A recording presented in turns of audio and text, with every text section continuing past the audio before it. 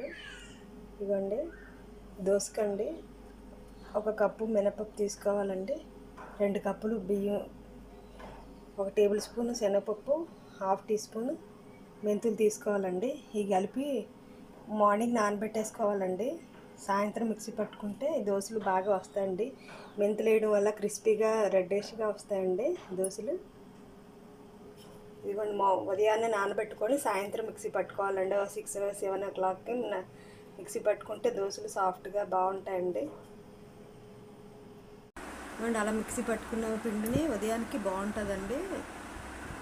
రాత్రంతా అలా వదిలేయాలండి బయట. ఉదయాన్నే ఇలా దోశలు వేసుకుంటే సాఫ్ట్గా వస్తాయండి. లైట్గా ఆయిల్ వేసుకొని కాల్చుకోవాలండి. దీంట్లోకి పుదీనా, కొత్తిమీర, టమాటా చట్నీ చేశానండి.